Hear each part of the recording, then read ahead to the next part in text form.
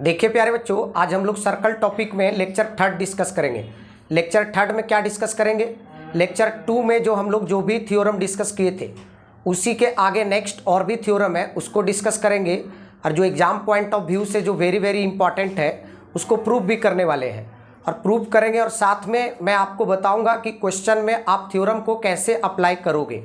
और मतलब जो भी थ्योरम जो आपको मैं बताऊंगा सब थ्योरम अपने आप में इम्पॉर्टेंट है, इसीलिए आप सारे थ्योरम को बहुत ही अच्छे से रिवाइज कीजिएगा, उसके बाद आप क्वेश्चन प्रैक्टिस कीजिएगा। तो इससे क्या होगा कि जब जैसे ही क्वेश्चन आप प्रैक्टिस करोगे तो आपको खुद ही समझ में आएगा कि कौन सा थ्योरम यूज होगा, और फिर आप जब जैसे ही क्वेश्चन बनाने लगेंगे आराम से आपको सारे क्वेश्चन बहुत ही ईजी वे में बनेगा।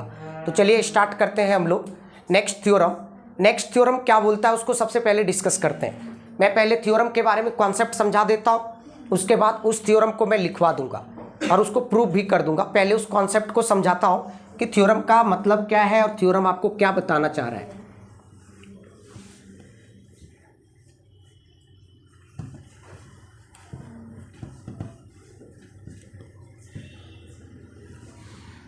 देखिए, सर्कल का एक थ्योरम है जो कहता है, दूसरा सर्कल का एक थ्योरम है जो कहता है कि अगर मान लीजिए सर्कल में कोई कॉर्ड है और सेंटर से आप उस कॉर्ड पे परपेंडिकुलर ड्रॉ कीजिए। AB इज अ कॉर्ड और सेंटर से आप उस कॉर्ड पे अगर आप परपेंडिकुलर ड्रॉ कीजिएगा means OM perpendicular to AB। OM perpendicular to AB, तो ये जो परपेंडिकुलर है वो कॉर्ड को बाइसेक्ट करेगा। बाइसेक्ट करने का मतलब ये हुआ कि M is the mid point of AB। M is the mid point of AB means AM is equal to MB। समझे ये थ्योरम क्या बोलता है? सो अगर मतलब कि आपके दिमाग में ये बात होनी चाहिए कि अगर सेंटर से मैं किसी भी कॉर्ड पे परपेंडिकुलर ड्रॉ करूंगा तो वो जो परपेंडिकुलर है वो कॉर्ड को बाइसेक्ट करता है। बाइसेक्ट करने का मतलब दो इक्वल पार्ट में डिवाइड करता है, ठीक है। तो कहीं पे भी अगर किसी भी सवाल में ये कॉन्सेप्ट अगर यूज हो रहा है तो आप जरूर इस्तेमाल कीजिएगा, सवाल आपका बहुत ही इजी वे में बनेगा। तो चलिए इस थ्योरम को लिखिए, मैं लिखवा रहा हूं। इस थ्योरम को आप पहले लिखें। The perpendicular from the centre of a circle to a chord bisect the chord. फिर से मैं लिखवा दे रहा हूं। The perpendicular from the centre of a circle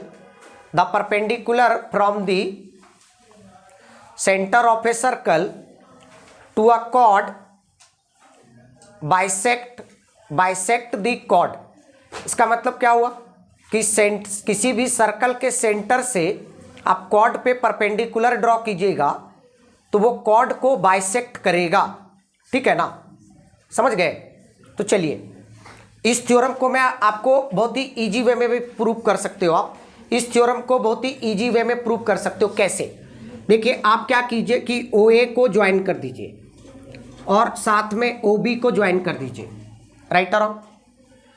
OA और OB को आप ज्वाइन कीजिए तो क्या होगा प्यारे बच्चों, अगर पहले आप समझ लीजिए उसके बाद मैं सिस्टमैटिक वे में इसको प्रूव कर दूंगा कि कितना आसान है। पहले आप दिमाग में फिट करें कि अगर आपको कोई बोल दे कि आप प्रूव करके बताइए कि बाइसेक्ट कैसे होगा, तो आप क्या कीजिएगा, दो ट्रायंगल लीजिएगा, in triangle OMA and OMB, और ये दोनों ट्रायंगल को आप कॉन्ग्रुएंट प्रूव कर दीजिए।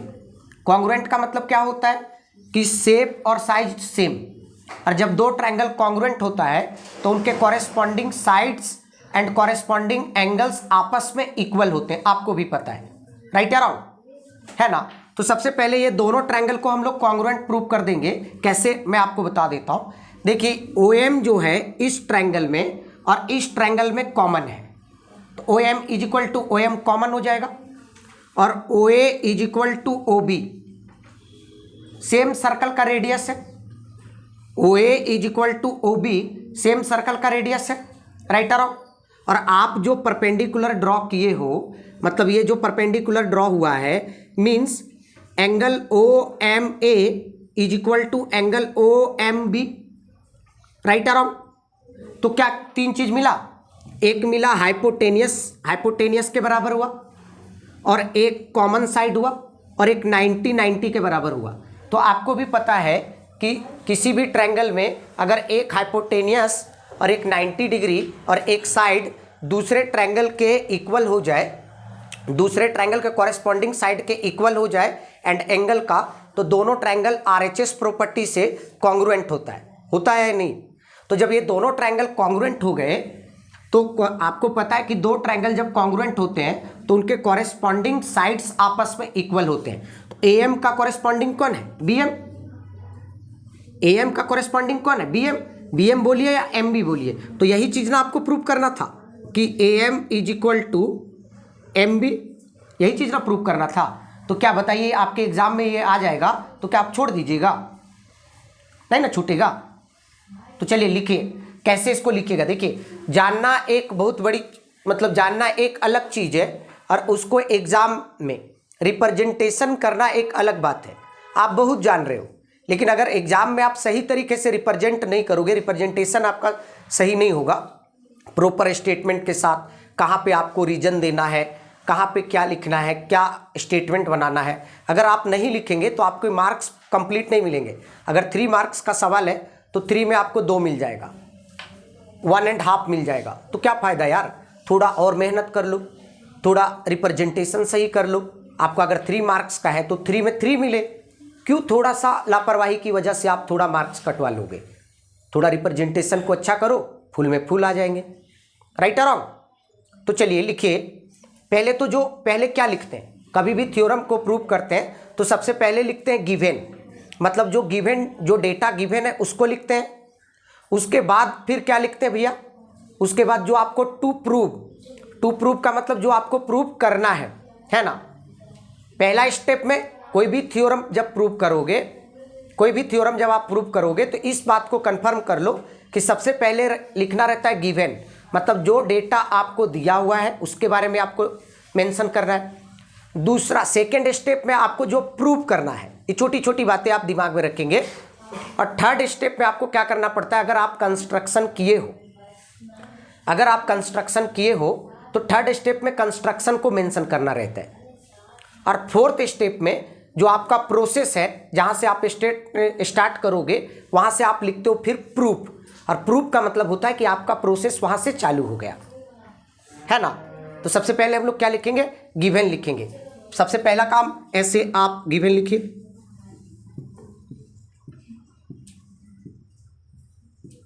गिवन लिखिए, मैं लिखवा दे रहा हूं, गिवन लिखिए।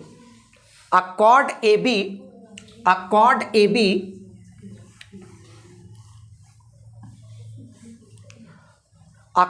बी ऑफ ए सर्कल ऐसे लिख दीजिएगा, सिंबॉलिक रिप्रेजेंटेशन OR। इसका क्या मतलब हुआ, ऐसा सर्कल जिसका सेंटर O है और रेडियस R है। A chord A B of a circle centre O and radius R, A वाला रिप्रेजेंटेशन लिखिएगा, एंड OL परपेंडिकुलर AB लिखे। अब इसका पहले मैं आपको डायग्राम बना देता हूं कि ताकि हर चीज आप फील कर सको। चलिए, अब देखिए, मान लीजिए सर्कल का सेंटर है O और एक आपका कॉर्ड है AB।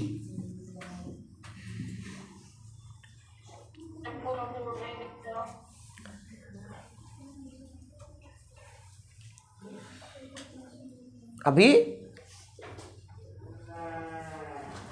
ठीक है, L है ना। उसके बाद हम लोग क्या करेंगे प्यारे बच्चों, कंस्ट्रक्शन करते हैं। उसके बाद पहले लिखिए टू प्रूव क्या प्रूव करना है हमको, AL is equal to LB, लिखिए AL is equal to LB। उसके बाद लिखिए कंस्ट्रक्शन, कंस्ट्रक्शन में लिखिए join OA and OB, join OA and OB। और प्यारे बच्चों इस बात को भी ध्यान में रखिएगा, जब आप कंस्ट्रक्शन करते हो कोई लाइन ड्रॉ करके, तो उस लाइन को डॉटेड लाइन से रिप्रेजेंट करते हो, और डॉटेड लाइन से रिप्रेजेंट का मतलब हुआ कि आप अपने मन से कंस्ट्रक्ट किए हो। कंस्ट्रक्शन में क्या लिखोगे, ज्वाइन OA एंड OB, समझ में आया ना।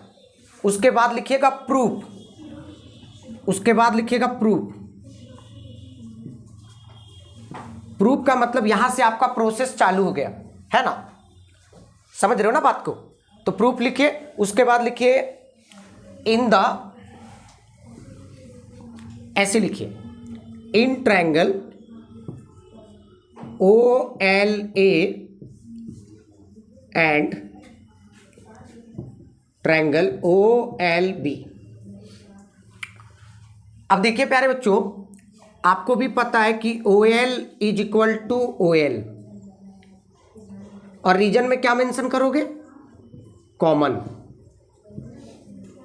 मतलब OL जो है कॉमन का मतलब हुआ कि दोनों ट्रायंगल में ये कॉमन है ना, राइट आर रॉन्ग। उसके बाद क्या लिखोगे, OA is equal to OB, क्या रीजन में मेंशन करोगे, ईच इक्वल टू R। मतलब OA और OB दोनों किसके बराबर है, R के बराबर है ना, राइट और रॉन्ग, समझे, नहीं समझ में आया क्या। और उसके बाद क्या लिखोगे, इन ट्रायंगल O, मतलब angle OLA is equal to angle OLB is equal to 90 degree, is equal to 90 degree. ये 90 डिग्री कहां से लिखे, हम कंस्ट्रक्ट किए हैं कि गिवन था, तो आप यहां पे लिख दीजिए गिवन, ठीक ना। अब देखिए आपको भी पता है कि अगर दो ट्रायंगल में एक देखिए 90 डिग्री का सामने वाला साइड होता है हाइपोटेनियस, और अगर दो ट्रायंगल में हाइपोटेनियस कॉरेस्पॉन्डिंग हाइपोटेनियस और एक साइड और एक 90 डिग्री अगर आप इक्वल दिखा दिए, तो दोनों ट्रायंगल जो है RHS प्रॉपर्टी से कॉन्ग्रुएंट हो जाएगा, है ना। ये कौन सी प्रॉपर्टी से कॉन्ग्रुएंट हो जाएगा, RHS प्रॉपर्टी से। तो देयरफॉर आप क्या लिखोगे, triangle OLA congruent triangle OLB by, लिखिए बाय RHS उधर लिख लीजिएगा RHS कॉन्ग्रुएंसी रूल। क्या लिखिएगा, RHS कॉन्ग्रुएंसी रूल, है ना। हेंस और जब दोनों ट्रायंगल कॉन्ग्रुएंट हो गए, तो आपको भी पता है कि जब दो ट्रायंगल कॉन्ग्रुएंट होते हैं तो उनके कॉरेस्पॉन्डिंग साइड्स आपस में इक्वल होते हैं। तो कॉरेस्पॉन्डिंग साइड्स आपस में इक्वल का मतलब हुआ AL का कॉरेस्पॉन्डिंग कौन है बाबू, LB। तो हम लोग क्या लिखेंगे, AL is equal to LB और ब्रैकेट में मेंशन कर देंगे CPCT। CPCT का फुल फॉर्म क्या बताए थे, corresponding parts of congruent triangle. Clear है ना। अच्छा, बहुत बच्चों को कॉरेस्पॉन्डिंग का नहीं मतलब पता है। तो कॉरेस्पॉन्डिंग का मतलब होता है प्यारे बच्चों, जब एक फिगर दूसरे फिगर के ऊपर ओवरलैप करेगा, तो जो पार्ट जिसके ऊपर बैठेगा, जैसे मान लीजिए ये मेरा दोनों हाथ एक दूसरे का कॉन्ग्रुएंट है, सपोज कर लीजिए। कभी कभी ऐसा कोई सवाल कर सकते हैं कि ऐसा नहीं होता सर कि दोनों हाथ कॉन्ग्रुएंट रहते, कभी किसी का राइट बड़ा हो जाता है, कभी छोटा होता है, मैं भी मानता हूं बच्चों। लेकिन मैं आपको सपोज कर लेने बोल रहा हूं कि ऐसा सपोज कर लीजिए कि दो जनरली सभी का बराबर ही होता है। तो मान लीजिए कॉरेस्पॉन्डिंग का अगर आपको मतलब नहीं पता है, तो कॉरेस्पॉन्डिंग का मतलब मैं बताता हूं आपको क्या होता है। कॉरेस्पॉन्डिंग का मतलब होता है कॉरेस्पॉन्डिंग पार्ट्स, जो हम बोल रहे हैं कि corresponding parts of congruent triangle, उसका क्या रियल मतलब है। जैसे मान लीजिए ये मेरा लेफ्ट हैंड राइट हैंड का क्या है, कॉन्ग्रुएंट है। मतलब लेफ्ट हैंड, राइट हैंड का मतलब ये पाम, हथेली में जो बात कर रहा हूं, हथेली एक दूसरे का क्या है, कॉन्ग्रुएंट है। कॉन्ग्रुएंट का मतलब ही होता है एक दूसरे के ऊपर एग्जैक्टली ओवरलैप कर जाए, एग्जैक्टली ओवरलैप कर जाए। तो जो पार्ट जब ओवरलैप आप करवाए, जब आप ओवरलैप करवाए, तो जो पार्ट जिसके ऊपर बैठेगा, जो पार्ट जिसके ऊपर बैठेगा राइट अराउंड, जैसे मेरा thumb, right thumb left thumb के ऊपर बैठेगा, तो लेफ्ट थंब का कॉरेस्पॉन्डिंग पार्ट्स राइट थंब होगा। सेंट्रल फिंगर के ऊपर बैठेगा, तो लेफ्ट हैंड का सेंट्रल फिंगर राइट हैंड के सेंट्रल फिंगर के क्या होगा, कॉरेस्पॉन्डिंग होगा। तो उम्मीद है कि कॉरेस्पॉन्डिंग पार्ट्स का मतलब समझ गए, समझे बात को कि नहीं समझे। मतलब मान लीजिए, सपोज कर लीजिए, मैं थोड़ा और डिटेल में बता देता हूं कि मान लीजिए एक ट्रायंगल ABC है, इसका लेंथ है 5 मीटर और इसका लेंथ है 6 मीटर और इसका लेंथ है 4 मीटर, ABC। और एक और ट्रायंगल है प्यारे बच्चों, PQR। तो इसका मान लीजिए, सपोज कर लीजिए, इसका लेंथ है 5, इसका लेंथ है, बहुत बच्चों का कॉरेस्पॉन्डिंग का मतलब नहीं पता, तो वही मैं आपको मतलब भी बता देता हूं, नहीं तो पता चला कि कॉरेस्पॉन्डिंग में ही आप बार बार कंफ्यूज कर जा रहे हैं, है ना। तो इसीलिए पहले अगर 2 मिनट समय लगता है और आप डिटेल में चीज़ें सीख जाते हैं तो मेरे को 2 मिनट देने में कोई दिक्कत नहीं। देखिए प्यारे बच्चों, सबसे पहले ना आप देखो, सबसे पहले एक थ्योरम आप समझ गए, इरेज कर दूं, मैं कॉरेस्पॉन्डिंग का मतलब समझा देता हूं। अगर कॉरेस्पॉन्डिंग को किसी को अगर नहीं पता तो पहले समझ लीजिए, उसके बाद हम अभी बहुत सारे थ्योरम डिस्कस करने हैं हमें। देखिए प्यारे बच्चों, अब देखिए ए वर्टेक्स पास जाइए, देखिए 5 6 4 क्लियर है ना। तो इसका मतलब साफ है कि ये दोनों ट्रायंगल, आपको पता है कि एक ट्रायंगल का 3 साइड दूसरे ट्रायंगल के 3 साइड के अगर इक्वल हो गया तो दोनों ट्रायंगल कॉन्ग्रुएंट हो जाएंगे by S congruency rule, by S congruency rule. तो वो तो आपको चलिए पता है, लेकिन बहुत बच्चों को कॉरेस्पॉन्डिंग साइड्स, कॉरेस्पॉन्डिंग एंगल नहीं पता, तो उसी को मैं थोड़ा सा आपको डिस्कस कर देता हूं कि कॉरेस्पॉन्डिंग साइड और कॉरेस्पॉन्डिंग एंगल का क्या मतलब होता है। तो प्यारे बच्चों, अगर इस ट्रायंगल को अगर इस ट्रायंगल के ऊपर रखेंगे तो कोइंसाइड करेगा क्या? इसी को ऐसे उठा के ऐसे रख देंगे तो करेगा? नहीं करेगा, उसको मिलाना पड़ेगा, है ना। तो आप कैसे जानोगे कि कौन सा वर्टेक्स इस ट्रायंगल के कौन से वर्टेक्स के ऊपर बैठेगा? आप कैसे जानोगे इस ट्रायंगल का कौन सा वर्टेक्स इस ट्रायंगल के कौन से वर्टेक्स के ऊपर बैठेगा? तो आप ऐसे चेक करो प्यारे बच्चों, देखो बी जो वर्टेक्स है, चलो बी से आप चालू कीजिए, आप बी से चालू कीजिए कि बी से एक 5 गया है, मतलब बी से एक जो लेंथ गया उसकी लेंथ है 5 मीटर और एक गया है 4। तो दूसरे ट्रायंगल में देखो कि कौन से वर्टेक्स से 5 और 4, दूसरे ट्रायंगल में कौन से वर्टेक्स से एक साइड 4 सेंटीमीटर और एक साइड 5 सेंटीमीटर, तो कौन से वर्टेक्स से गया? क्यू से गया है। तो इसका मतलब बी जो होगा वो किसका कॉरेस्पॉन्डिंग होगा? क्यू का होगा। बी किसका होगा कॉरेस्पॉन्डिंग? क्यू का। अब दूसरी बात, अब आपको देखना है ए का, अब देखना है ए का।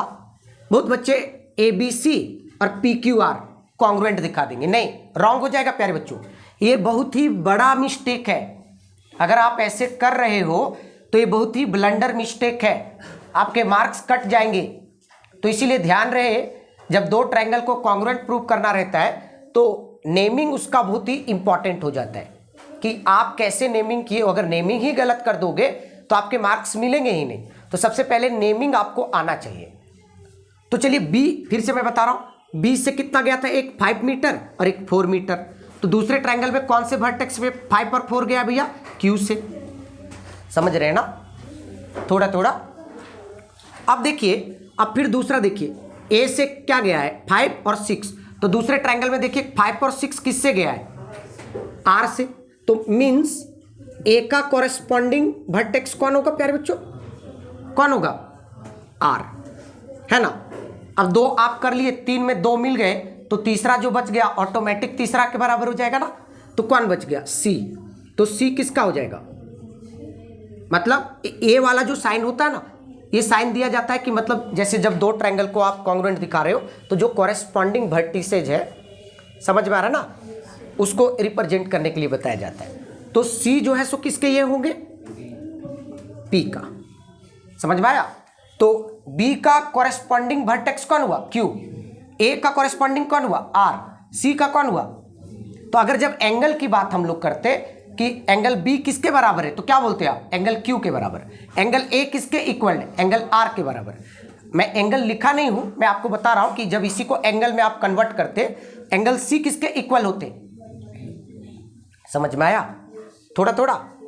अब देखिए, अब रहा बात साइड का, तो साइड कैसे लिखते? A B. साइड में तो आसान है, ए बी 5 मीटर है ना, ए बी 5 मीटर है। तो वहां पे देखो कि 5 मीटर कौन है? 5 मीटर कौन है? Q R. B C 4 metre है, तो वहां पे 4 मीटर कौन है? कौन? Q P. और फिर कौन हुआ? ए सी। ए सी 6 है, तो वहां पे देखिए कि 6 कौन है? पी आर, है ना। तो ए बी का कॉरेस्पॉन्डिंग साइड कौन होगा? Q R. बी सी का कॉरेस्पॉन्डिंग साइड कौन होगा? Q P. ए सी का कॉरेस्पॉन्डिंग साइड कौन होगा? P R. राइट और रॉन्ग? समझ गए ना? छोटी कंफ्यूजन है क्या? अब देखिए, इसी ट्रायंगल का नेमिंग कैसे कीजिएगा? अगर किसी को ट्रायंगल का कॉन्सेप्ट नहीं मालूम है तो ध्यान दीजिएगा, इसी ट्रायंगल को आप कैसे नेमिंग कीजिएगा अगर दोनों ट्रायंगल को कॉन्ग्रुएंट आपको प्रूव करना रहता तो। आप पहला ट्रायंगल को आपको जिस ऑर्डर में लिखना है आप लिख दीजिए। पहला ट्रायंगल को जिस ऑर्डर में लिखना है वो लिख दीजिए। पहला ट्रायंगल मैटर नहीं करेगा। In triangle A B C and. अब दूसरा ट्रायंगल आप किसी भी ऑर्डर में नहीं लिख सकते, आपको बहुत ही केयरफुली लिखना होगा। और कैसे लिखना होगा? आपको दूसरा ट्रायंगल, पहला ट्रायंगल को आप किसी भी ऑर्डर में लिख सकते हो, लेकिन दूसरा ट्रायंगल को नेमिंग करते समय खास ध्यान देना पड़ेगा कॉरेस्पॉन्डिंग वर्टेक्स का। तो ए का कॉरेस्पॉन्डिंग वर्टेक्स कौन है प्यारे बच्चों इस दूसरे ट्रायंगल में? आर। तो ए को आप फर्स्ट पोजीशन में दिए हो ना, ए को फर्स्ट पोजीशन दिए हो ना, तो ए का कॉरेस्पॉन्डिंग जो वर्टेक्स होगा उसको भी आपको फर्स्ट पोजीशन में देना पड़ेगा। ए का कॉरेस्पॉन्डिंग कौन है? आर, तो आपको आर देना पड़ेगा। फिर बी का कॉरेस्पॉन्डिंग कौन है प्यारे बच्चों? क्यू।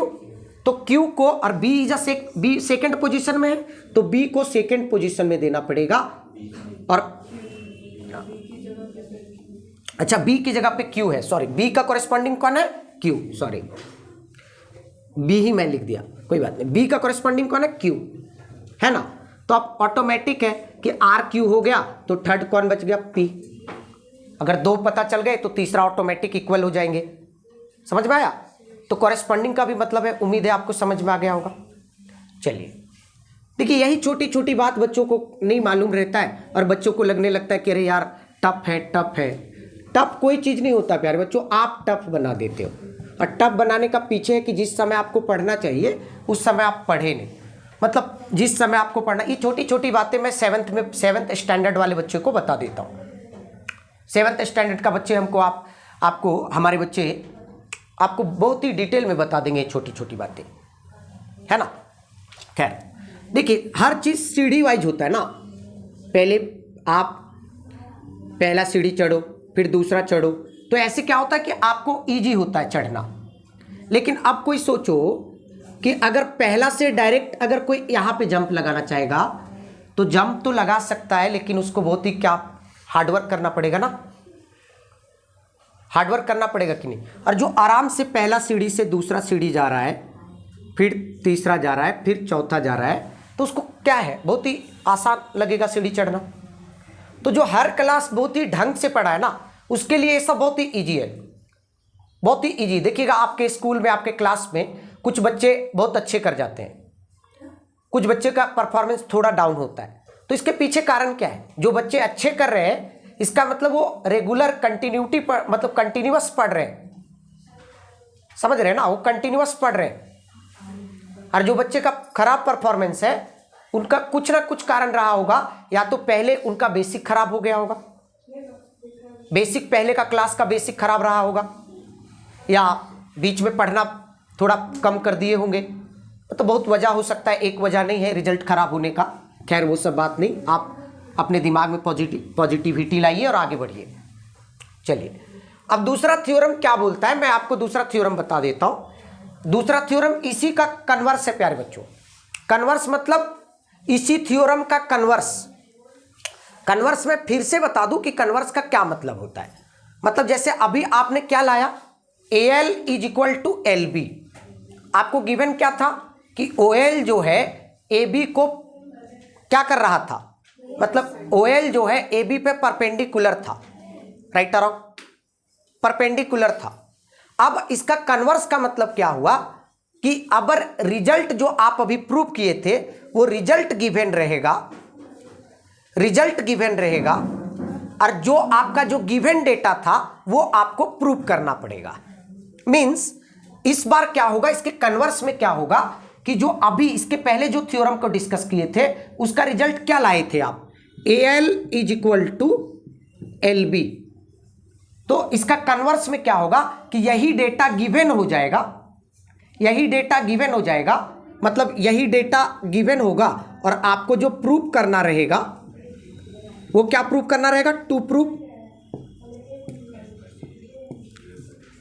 प्रूव क्या करना रहेगा, ध्यान दीजिए, टू प्रूव आपको करना रहेगा कि ये जो OL जो है, OL परपेंडिकुलर टू AB। इसके पहले वाले थ्योरम में क्या था, ये डेटा गिवन था, ये डेटा गिवन था और ये प्रूव करना था।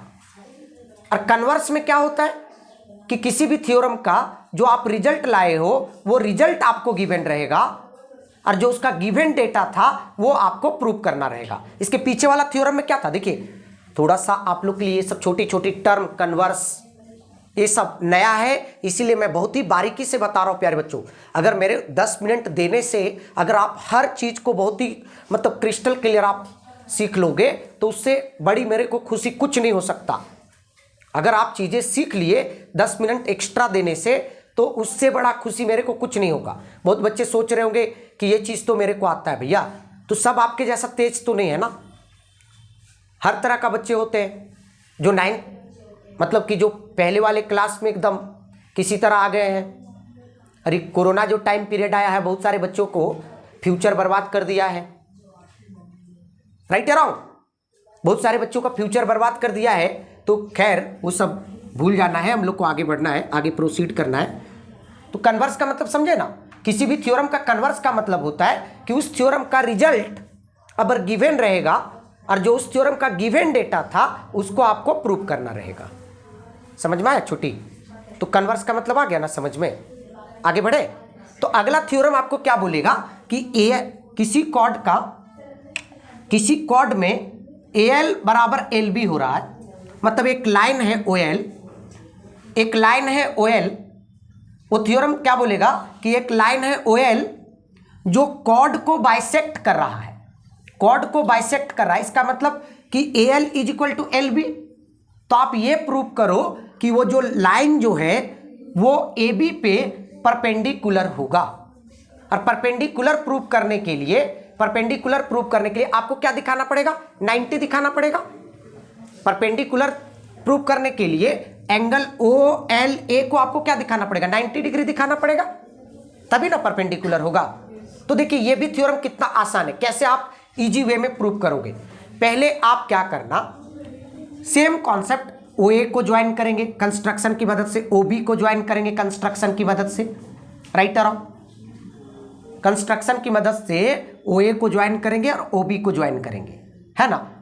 अब ये दोनों ट्रायंगल को फिर से कॉन्ग्रुएंट प्रूव करेंगे प्यारे बच्चों। कैसे, इस बार देखो कैसे करेंगे। OA is equal to OB, OA is equal to OB radii of same circle, OL is equal to common, दोनों ट्रायंगल में कॉमन है, और AL is equal to LB given है।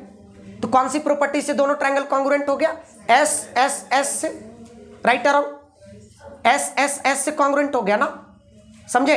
और SSS से कॉन्ग्रुएंट हुआ तो इसका मतलब ये हुआ कि जब, और जैसे दो ट्रायंगल कॉन्ग्रुएंट होता है, दो ट्रायंगल को कॉन्ग्रुएंट करने का मोटो हमारा एक ही रहता है कि उनके जरूरत पड़ने पे उनके कॉरेस्पॉन्डिंग साइड्स को मैं इक्वल दिखा सकूं।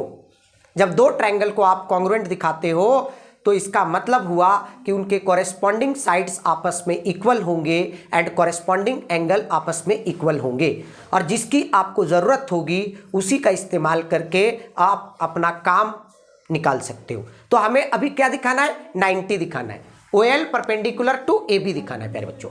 अब देखिए हम क्या किए, ऐसा दो ट्रायंगल को कॉन्ग्रुएंट दिखाने का मेरा मोटो था कि ताकि मैं इस एंगल को, ध्यान दीजिएगा, इस एंगल को और इस एंगल को इक्वल दिखा सकूं।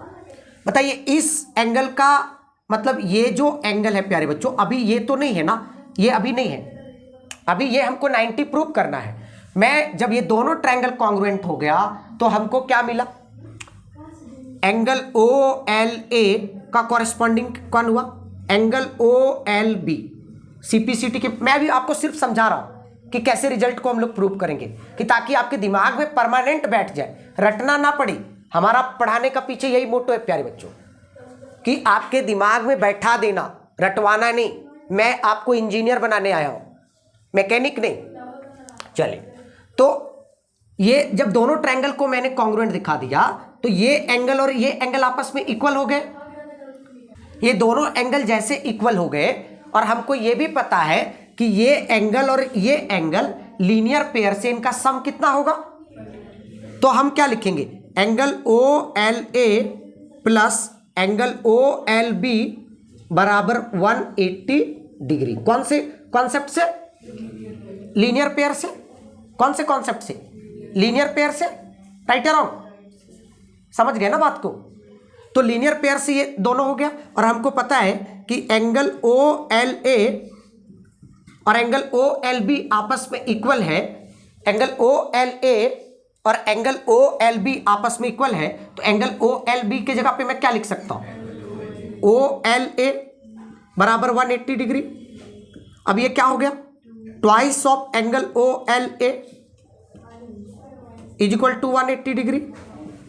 अब क्या होगा, therefore angle OLA is equal to क्या होगा, 180/2 मीन्स 90 डिग्री। और यही चीज प्रूव करना था ना कि OLA is equal to 90 degree. जब OLA आप 90 दिखा दिए तो क्या हो गया, हेंस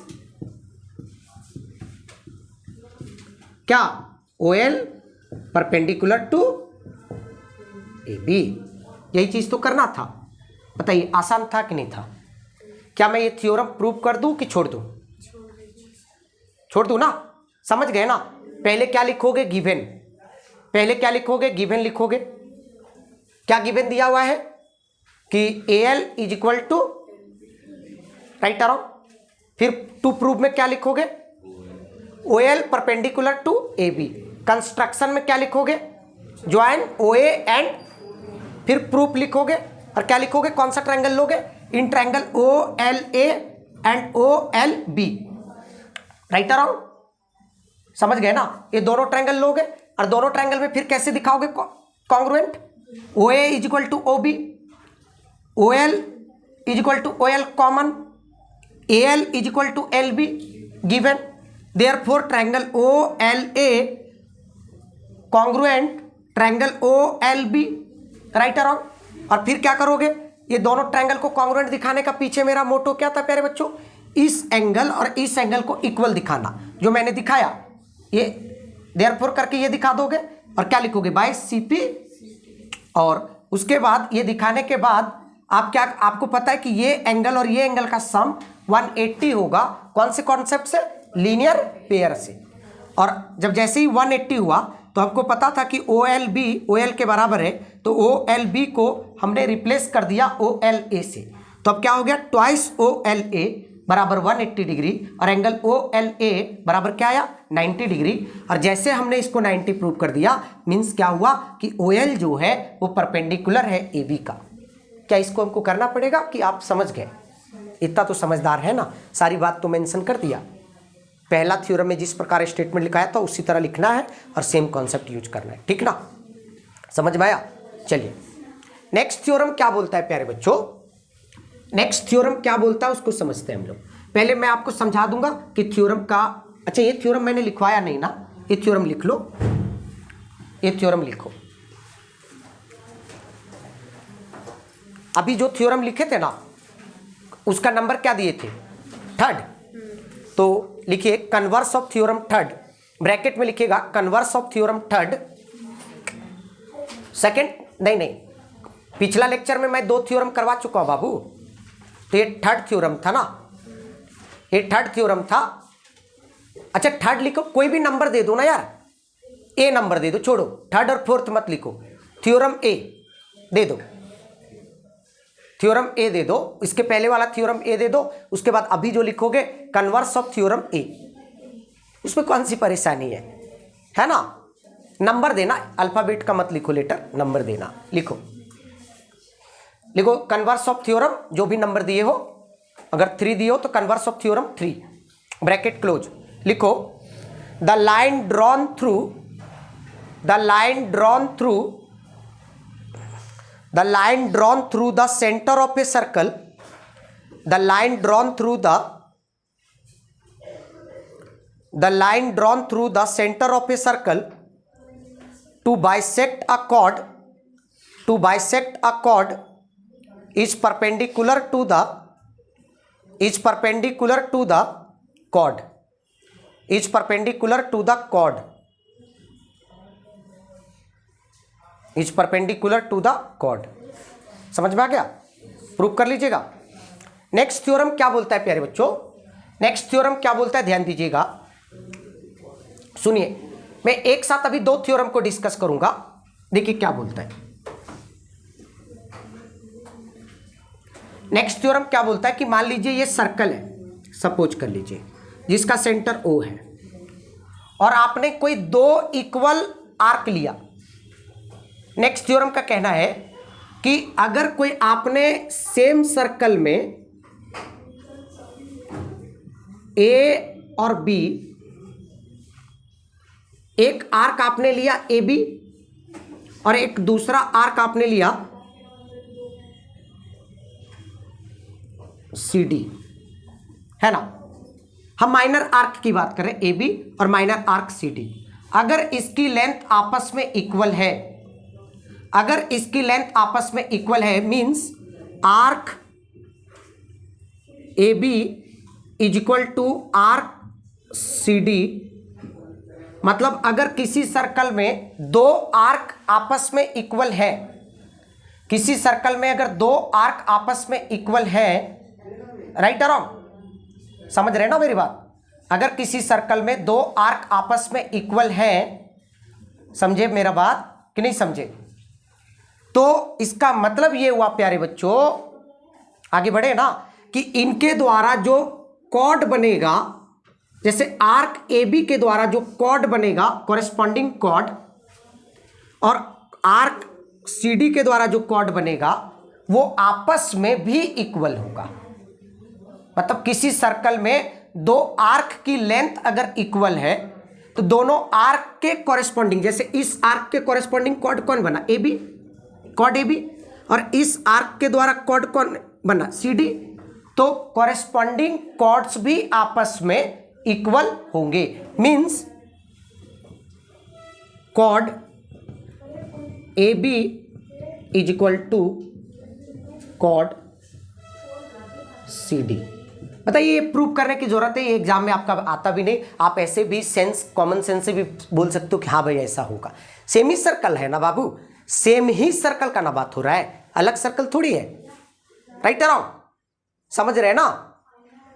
अब इसी का कन्वर्स क्या बोलेगा, इसी का कन्वर्स क्या बोलेगा कि अगर 2 कॉर्ड आपस में इक्वल हैं, किसी सर्कल में अगर 2 कॉर्ड आपस में अगर इक्वल है, तो इसका मतलब हुआ कि उनके कॉरेस्पॉन्डिंग आर्क भी आपस में इक्वल होंगे। अगर 2 कॉर्ड आपस में इक्वल है, 2 कॉर्ड आपस में इक्वल है, मतलब जैसे अगर कॉर्ड ए बी और कॉर्ड सी डी अगर आपस में इक्वल है, तो arc A B is equal to arc C D हो जाएगा। ये क्या हुआ, अभी जो बताए उसी का कन्वर्स हो गया। थ्योरम क्या था कि अगर 2 आर्क सेम सर्कल में अगर इक्वल है दो आर्क अगर सेम सर्कल में इक्वल है, समझ पा रहे मेरा बात? थोड़ा थोड़ा कंफ्यूजन है, तो उनके कॉरेस्पॉन्डिंग कॉर्ड्स आपस में इक्वल होंगे। समझे बात को? कंफ्यूजन है क्या? और दूसरी बात समझ में आ रहा है ना? और दूसरी बात प्यारे बच्चों कि अगर दो कॉर्ड किसी सर्कल में आपस में इक्वल है तो उनके कॉरेस्पॉन्डिंग आर्क भी आपस में इक्वल होंगे। ये उसी थ्योरम का कन्वर्स हो जाएगा।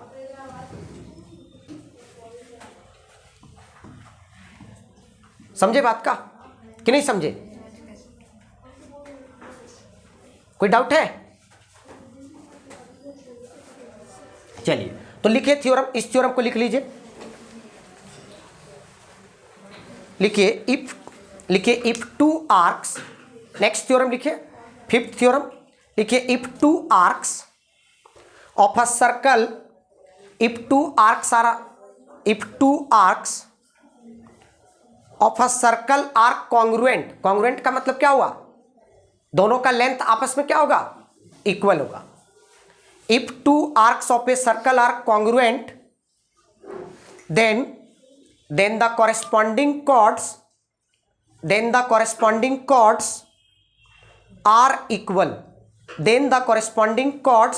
are equal, ठीक है? ये थ्योरम आप लोग समझ गए ना कि अगर किसी सर्कल में दो आर्क आपस में इक्वल है, इसका मतलब कॉन्ग्रुएंट का मतलब क्या हुआ कि दोनों का शेप साइज सेम होगा। और आर्क है तो साइज की बात हो रही है, आर्क है तो किसकी बात होगी? साइज की, क्योंकि यहां पे शेप का तो बात नहीं होगा ना, साइज की बात होगी। Right around? तो अब इसी का कन्वर्स लिख लीजिए, converse of theorem fifth, if two chords, converse of theorem इस 6 नंबर थ्योरम है, लेकिन ब्रैकेट में लिख लीजिएगा कि कन्वर्स ऑफ थ्योरम फिफ्थ, मतलब फिफ्थ थ्योरम का उल्टा। मतलब इस बार क्या बोलेगा कि अगर किसी सर्कल में दो कॉर्ड्स आपस में इक्वल हैं तो उनके कॉरेस्पॉन्डिंग आर्क भी आपस में इक्वल होंगे। मतलब ये छोटी छोटी बातें आपके दिमाग में होना चाहिए। लिखो, if two chords of a circle are equal, then their corresponding arcs, bracket में लिख लीजिएगा सेमी सर्कल कॉमा माइनर और major bracket close are congruent. मतलब समझे? इस थ्योरम का कहना क्या था कि अगर किसी सर्कल में दो कॉर्ड आपस में इक्वल हैं तो उनके कॉरेस्पॉन्डिंग आर्क जो भी बनेगा, चाहे वो क्यों ना सेमी सर्कल ही क्यों ना बने या चाहे माइनर। अच्छा, इसका कहने का मतलब मैं आपको समझा दूं, अगर आप माइनर आर्क की बात करोगे, इस कॉर्ड के corresponding minor arc A B होगा। Right around? ये वाला माइनर आर्क होगा, तो इस कॉर्ड के कॉरेस्पॉन्डिंग माइनर आर्क कौन होगा? C D. तो ये minor arc A B minor arc C D के इक्वल होगा। समझ गए? और मेजर आर्क, अगर इस ए बी का मेजर आर्क की बात किया जाए तो मेजर आर्क कौन सा होगा बाबू? ए पूरा मेजर आर्क ए बी, और इसका फिर सी डी का कौन होगा? मेजर आर्क यहां से लेके यहां तक, मतलब यहां से लेके ऐसे ऐसे ऐसे ऐसे ऐसे लेके यहां तक, मतलब माइनर आर्क के इक्वल होगा और मेजर आर्क के इक्वल होगा। समझ में आया? थोड़ा थोड़ा कोई कंफ्यूजन है क्या? माइनर आर्क के इक्वल होगा और मेजर आर्क के इक्वल होगा। जैसे इस कॉर्ड के कॉरेस्पॉन्डिंग माइनर आर्क कौन हुआ? ये वाला पोर्शन हुआ, और इसके कॉरेस्पॉन्डिंग माइनर आर्क कौन हुआ? ये वाला। तो मतलब arc A, minor arc A B minor arc C D के बराबर होगा। और मेजर आर्क की बात किया जाए इस कॉर्ड के कॉरेस्पॉन्डिंग, तो कौन होगा? मेजर आर्क दिस, और इसके मेजर आर्क कौन होगा? दिस। मेजर आर्क CD के बराबर होगा। Logic clear? तो ये थ्योरम का कहना था, ये आपको नॉलेज रखना है, ठीक है ना। नेक्स्ट,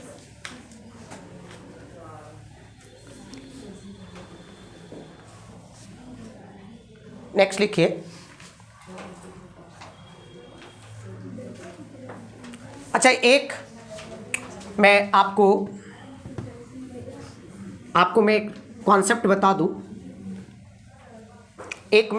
बता दूं, कि अगर किसी सर्कल में, अगर मान लीजिए, अगर किसी सर्कल में आपको मान लीजिए एक सर्कल ड्रॉ कर दिया, ठीक, एक सर्कल ड्रॉ कर दिया, और सर्कल का कॉर्ड जो हुआ, एक कॉर्ड हुआ AB और एक दूसरा कॉर्ड ले लीजिए आप CD। मान लीजिए ये जो सर्कल जो ड्रॉ है आप कंपास से नहीं किया, आपको सेंटर नहीं पता है। इस सर्कल में आप, ये सर्कल जो ड्रॉ आप किए हो, ये सर्कल जो आप ड्रॉ किए हो, आपको नहीं पता, सर्कल जो ड्रॉ किए हो आपको नहीं पता कि सेंटर क्या है, और आपको बोलेगा कि सेंटर कैसे इसका फाइंड करेंगे। तो आप क्या कीजिएगा, उसी सर्कल में दो कॉर्ड ड्रॉ कीजिएगा, उसी सर्कल में दो कॉर्ड ड्रॉ कीजिएगा, और आपको क्या फाइंड करना है? सेंटर, इस सर्कल का सेंटर फाइंड करना है। तो आप क्या कीजिएगा, उस सर्कल में कोई दो कॉर्ड ड्रॉ कीजिएगा, और दोनों कॉर्ड का आप क्या कीजिएगा, परपेंडिकुलर बाइसेक्टर ड्रॉ कीजिएगा। दोनों कॉर्ड का आप क्या ड्रॉ कीजिएगा, परपेंडिकुलर बाइसेक्टर। मतलब जैसे इस कॉर्ड का परपेंडिकुलर बाइसेक्टर कैसे होगा, ऐसा कुछ होगा, मतलब ये इसका परपेंडिकुलर बाइसेक्टर हुआ, राइट और रॉन्ग। और फिर CD का भी परपेंडिकुलर बाइसेक्टर ड्रॉ कीजिएगा, तो इसका परपेंडिकुलर बाइसेक्टर कैसे होगा, ऐसे होगा। और दोनों कॉर्ड का जो परपेंडिकुलर बाइसेक्टर जो ड्रॉ होगा, दोनों कॉर्ड का जो परपेंडिकुलर बाइसेक्टर जो ड्रॉ होगा, और जिस पॉइंट पे परपेंडिकुलर बाइसेक्टर इंटरसेक्ट करेगा, जिस पॉइंट पे परपेंडिकुलर बाइसेक्टर इंटरसेक्ट करेगा, तो इसका परपेंडिकुलर बाइसेक्टर ये है, मींस ये, और इसका ये है। तो दोनों परपेंडिकुलर बाइसेक्टर किस पॉइंट पे इंटरसेक्ट किया, इस पॉइंट पे इंटरसेक्ट किया, तो that point is a centre of the given circle. समझ में आया? थोड़ा थोड़ा। अगर कोई सर्कल आपको दे दिया प्यारे बच्चों, कोई सर्कल दे दिया, समझ रहे हो ना मेरे बात में क्या बता रहा हूं सो, और आपको बोलेगा सर्कल दे दिया, और आपको बोलेगा कि सर्कल का सेंटर फाइंड करो। कैसे फाइंड करोगे, तो उसको बताइएगा कि उसी सर्कल में आप दो कॉर्ड ड्रॉ कीजिए, और दोनों कॉर्ड का आप परपेंडिकुलर बाइसेक्टर ड्रॉ कीजिए। परपेंडिकुलर बाइसेक्टर का मतलब कि उस कॉर्ड को एक ऐसा लाइन जो क्या करता हो, उस कॉर्ड पे 90 डिग्री का भी एंगल बनाता हो और बाइसेक्ट भी करता हो, मतलब दो इक्वल पार्ट्स में डिवाइड भी करता हो, है ना। मतलब ये लाइन जो है AB को AB के साथ 90 डिग्री का भी एंगल बना रहा है और AB को बाइसेक्ट भी कर रहा है। समझ में आया? कंफ्यूजन है क्या? तो ये क्या कहलाएगा, ये लाइन इसका परपेंडिकुलर बाइसेक्टर। उसी प्रकार CD का परपेंडिकुलर बाइसेक्टर ड्रॉ कीजिए, और जब दोनों परपेंडिकुलर बाइसेक्टर जिस पॉइंट पे इंटरसेक्ट करेंगे, उसी पॉइंट, वही पॉइंट जो होगा इस सर्कल का सेंटर होगा। ठीक है? कंफ्यूजन है क्या किसी को? है कंफ्यूजन क्या? आगे बढ़े? नहीं समझ में आया? कंफ्यूजन है तो लिख लीजिए,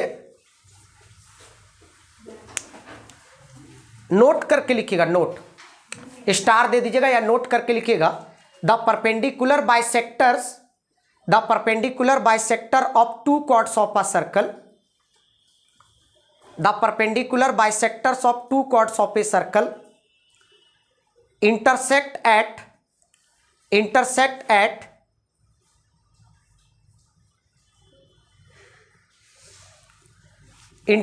at its center। Intersect at its centre. समझ गए? समझे कि नहीं समझे? चलिए नेक्स्ट थ्योरम क्या बोलता है प्यारे बच्चों, नेक्स्ट थ्योरम क्या बोलता है, आपको जानना सारा थ्योरम है। नेक्स्ट थ्योरम क्या बोलता है? नेक्स्ट थ्योरम बोलता है कि अगर किसी सर्कल में, अगर किसी सर्कल, मान लीजिए सर्कल का सेंटर O है और दो कॉर्ड आपस में इक्वल है, मींस मान लीजिए AB है और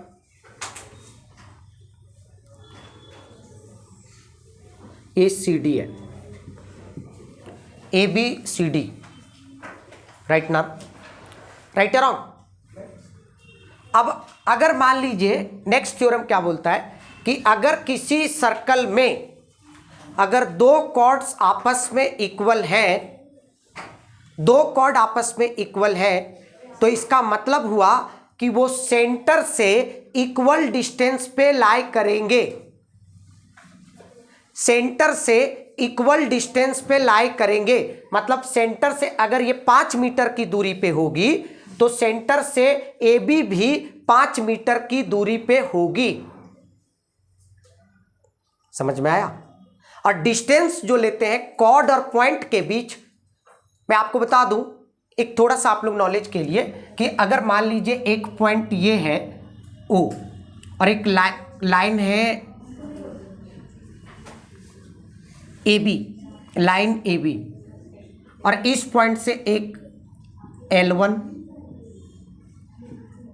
L2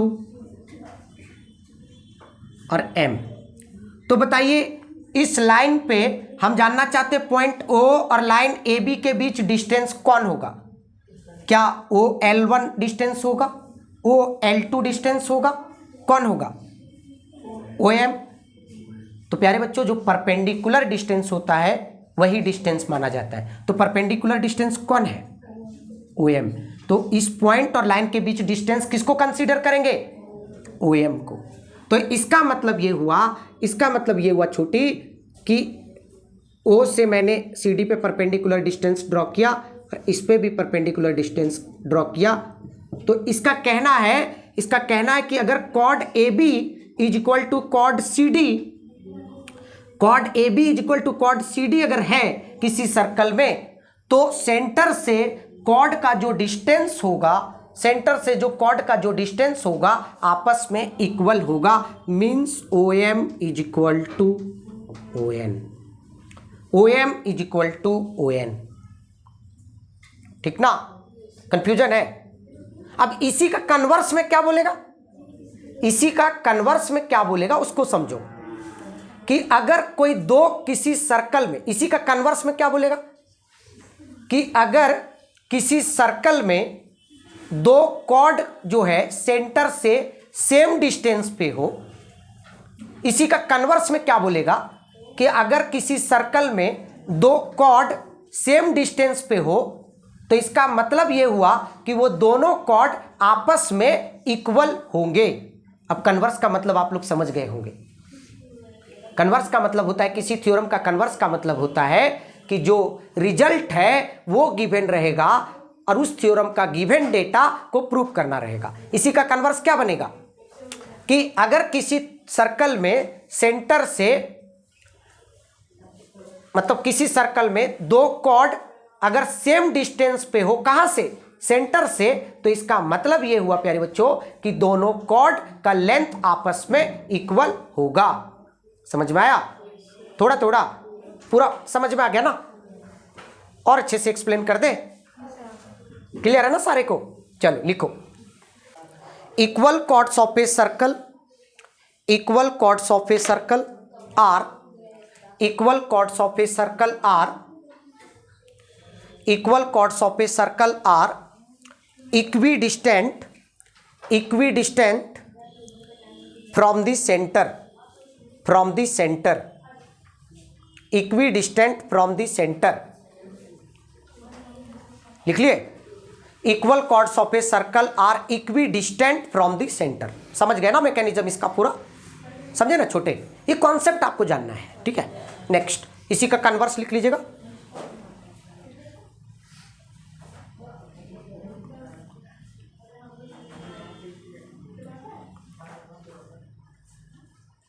नेक्स्ट लिखिए, लिखिए the chords of a circle, the chords of a circle which are equidistant, which are equidistant from the center, from the center are equal, are equal. The chord of a circle which are equidistant from the center are equal. इसका क्या मतलब हुआ कि अगर कोई cord centre से equidistant पे हो तो वो कॉर्ड भी आपस में क्या होंगे, इक्वल होंगे, है ना। समझ में आया थोड़ा थोड़ा। नेक्स्ट थ्योरम क्या बोलता है प्यारे बच्चों, नेक्स्ट थ्योरम क्या बोलता है कि नेक्स्ट कॉन्सेप्ट ये बोलता है सर्कल से रिलेटेड, नेक्स्ट थ्योरम क्या बोलता है। सबसे पहले कोलिनियर पॉइंट आप लोग को अगर मालूम नहीं है तो कोलिनियर पॉइंट आप समझ जाइए, मैं पहले भी डिस्कस किया हूं लेकिन कोलिनियर पॉइंट समझ जाइए।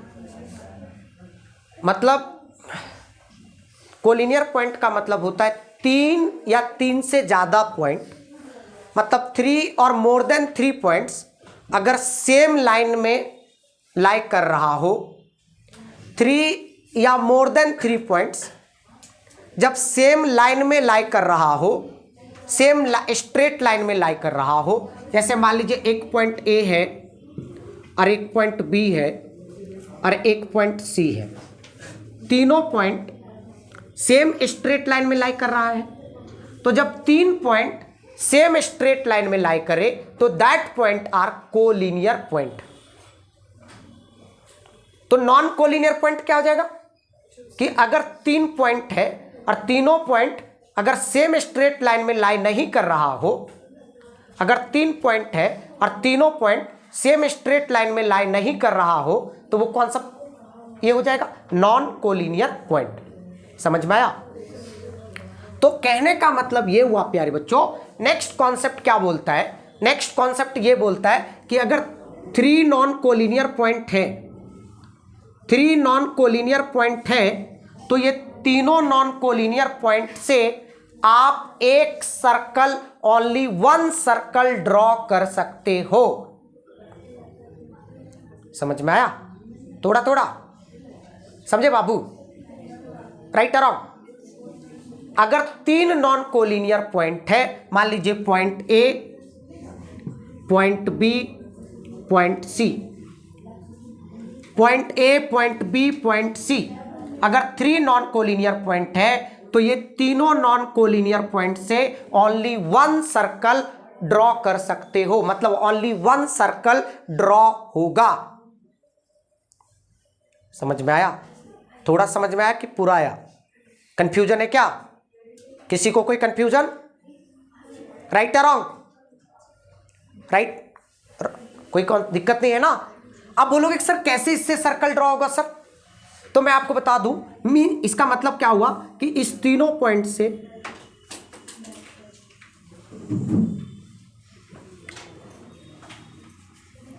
मतलब इस तीनों पॉइंट से ओनली एक सर्कल ड्रॉ होगा। अब बोलोगे सर कैसे सर्कल ड्रॉ होगा सर, तो मैं आपको बता देता हूं प्यारे बच्चों कि कैसे आप सर्कल ड्रॉ कर सकते हो। ये आप घर में ट्राई कीजिएगा, कंपास की मदद से, रूलर की मदद से कोई भी 3 नॉन कोलिनियर पॉइंट ले लीजिएगा प्यारे बच्चों, ए बी सी। आप ये घर में जरूर ट्राई कीजिएगा, है ना, घर में जरूर ट्राई कीजिएगा। आप क्या कीजिए, ए को बी से ज्वाइन कीजिए और ये सी है, और आप क्या कीजिएगा, कैसे सर्कल ड्रॉ कीजिएगा मैं आपको बताता हूं। ए को बी से ज्वाइन कीजिए और बी को सी से ज्वाइन कीजिए, ठीक ना। और फिर क्या कीजिएगा कि ए बी का परपेंडिकुलर बाइसेक्टर ड्रॉ कीजिएगा। ए बी का परपेंडिकुलर बाइसेक्टर आपने ड्रॉ कर दिया, फिर उसी प्रकार बी सी का परपेंडिकुलर बाइसेक्टर ड्रॉ कीजिएगा। बी सी का आप परपेंडिकुलर बाइसेक्टर ड्रॉ कीजिएगा, और ये दोनों कॉर्ड का जो परपेंडिकुलर बाइसेक्टर जिस पॉइंट पे इंटरसेक्ट करेगा, जिस पॉइंट पे इंटरसेक्ट करेगा, that point is called centre of the circle. कौन सा सर्कल, ऐसा सर्कल जो ये तीनों पॉइंट से पास करेगा, ऐसा सर्कल जो तीनों पॉइंट से पास करेगा। क्लियर है? तो अब ये सेंटर हो जाएगा। और रेडियस क्या लोगे? कंपास का पॉइंटर को ओ पे रखना और पेंसिल को ए पे रखना। तो जो ओ ए जो होगा वही रेडियस होगा, और ओ ए रेडियस लेके जब आप सर्कल ड्रॉ करोगे तो आपका एक आराम से सर्कल ड्रॉ होगा जो ए को भी टच करेगा, सी को भी टच करेगा और बी को भी टच करेगा। समझ में आया? समझे बात को कि नहीं समझे? तो लिख लीजिए, इस थ्योरम को लिखिए। There is one and only one circle, there is one and only one circle passing through three given non-collinear points। मतलब क्या हुआ? 3 नॉन कोलिनियर पॉइंट है, तो तीनों पॉइंट से सिर्फ एक ही सर्कल ड्रॉ हो सकता है। समझ में आया? और कैसे ड्रॉ होगा वो भी चीज मैंने बताया। आज का सेवा इतना ही रहेगा प्यारे बच्चों। अगर आपका मेरा एफर्ट या कंटेंट अच्छा लग रहा है तो आप अपने दोस्तों को जरूर शेयर कीजिएगा, जिन दोस्तों को बहुत ज़रूरत है, और लाइक भी कीजिएगा, कमेंट भी कीजिएगा, शेयर भी कीजिएगा, सब्सक्राइब भी कीजिएगा, ताकि हमें मोटिवेशन मिले और हम आपके पास बेहतरीन लेक्चर हर टॉपिक का प्रोवाइड कर सकें। Thank you.